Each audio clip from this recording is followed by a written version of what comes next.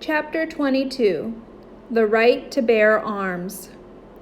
Trey had already pulled our desks together when I got to class the next day. It was time to work on our Bill of Rights project together. Not that I expected him to do any of the actual work. All he did in class was draw pictures. I heaved my swelling backpack up on my desk with a thunk. "Whoa," Trey said. "What have you got? Like every school book you own in there?" "Yes," I said. I unzipped my bag and pulled my social studies textbook out from the rest. It hit my desk with another thunk. "It's very heavy." "Why don't you keep all your books in your locker?" Trey asked. I froze. Stupid, Amy Ann, stupid! The reason I had all my textbooks stuffed in my backpack was because all the space in my locker was taken up by banned books. But of course I couldn't tell Trey that. "I hate having to go out to my locker," I lied. "But I see you out at your locker all the time," Trey said. "You're always meeting people there." He was on to me. There was no question. He was trying to catch me in a lie, but I wasn't going to fall for it. "Can we just get to our project?" I said. "We missed a whole day because I had to go to the office." I dug in my stuffed backpack for the notes I'd made on the First Amendment. Trey pulled out the sketchbook he carried everywhere. "Yeah, what happened? Did you get in trouble with Principal Banana?" "No," I told him. I looked him in the eyes. Had he expected me to get in trouble? Was he just messing with me? If he was hiding it pretty well. "That's good," he said, but I didn't believe him. "Here are my notes on the First Amendment," I said. "Cool," he said. "I drew some pictures." "Of what?" I asked. "More pictures of me as a mouse?" Trey looked confused. The Bill of Rights for our project?" I was stunned. Trey had actually done work on our project? He turned his sketchbook around so I could see. It was a drawing of a man with huge furry arms with claws at the end. I frowned. "What's this?" I asked. "The right to bear arms," he said. I rolled my eyes. "It's bear like carry, not bear like bear," I said. "And besides, that's the Second Amendment. We're doing the First Amendment." "I know," he said with a little smile. I couldn't help it. It was too funny. It was the first time I had ever seen Trey smile, and it surprised me. He had a really friendly face under his uncombed blonde hair when he smiled. For a second, I kind of liked him and his funny drawing, which really was pretty good. But then I remembered who he was and what he'd done to me in 3rd grade. "What does MM3 mean?" I asked. It was written in the bottom corner of the picture. "Is that Roman numerals or something?" "That's my signature," Trey said. "Marvin McBride III." "Marvin McBride? I thought your name was Trey Spencer," I said. "Trey is just my nickname.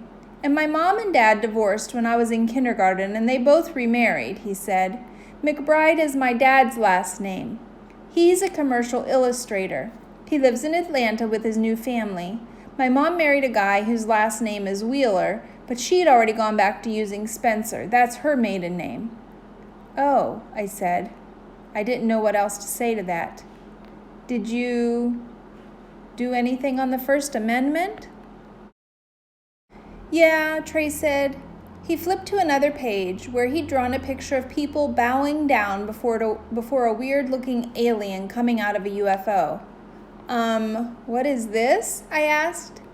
"They're worshiping an alien, see? The First Amendment says Congress can't make laws about establishing religions, so they're free to worship aliens if they want." "I don't think that's exactly what it's saying. That part is about how the government can't establish one religion and make everybody follow it." "Oh," Trey said. He turned his picture around and looked at it. "Too bad. I really liked that alien." "It works for the other part about religion," I told him. "The free exercise clause. That's the one that says the government can't stop you from believing in whatever religion you want. What did you draw for that one?" Trey flipped to the next page. In that picture, a bunch of people in pope hats and robes were lifting weights. I said. I had no idea what I was looking at. The free exercise of religion, Trey said. He smiled slyly again. He knew that the free exercise of religion really meant you could worship whoever you wanted to, however you wanted to, not people in church doing weightlifting. But it was funny. I smiled despite myself. I think we better use the UFO picture instead of that one, I told him. Yeah, he said. Oh, I've got another one for freedom of the press. The picture showed a woman pressing the middle of 3 big buttons. See, Trey said, she's got the freedom to press whichever button she wants. I snorted, then caught myself. I did not want to like Trey or his pictures. You do know that freedom of the press means you can print anything you want and the government can't tell you not to, right? Trey shrugged. Mine's funnier. Did you do anything for the freedom to assemble? Trey turned the page to a picture of a boy sitting on the floor building with Legos. I closed my eyes and shook my head. I thought about having him assemble a model car, but more people would get the Lego thing, he said. The right to assemble says that we can get together in public and protest stuff if we want, Trey said. I know. I drew a real one for the right to petition. I couldn't think of anything funny for that. His picture of the right to petition showed a clipboard with lots of signatures on it. So there was at least 2 usable pictures. I ran down my list of the rights protected in the First Amendment. There was only one we hadn't done, the right to free speech. Trey said he had a picture for that one too, and he flipped through his sketchbook looking for it. I expected Trey to have drawn a picture of somebody giving a speech without charging for it, or maybe a speech bubble, or the word speech breaking out of jail and going free. Instead, what he showed me was a drawing of a locker with a sign on it that said, "Books banned at Shelbourne Elementary." My locker. I looked up at Trey in surprise. He wasn't smiling this time or even looking at me. He was staring at his hands. He was right, though. Making me take down my sign was against the freedom of speech. I hadn't even thought of it that way. But had he drawn it because he agreed with me or disagreed with me? I frowned at the thought. Are you ever going to tell me why you don't like me? Trey asked.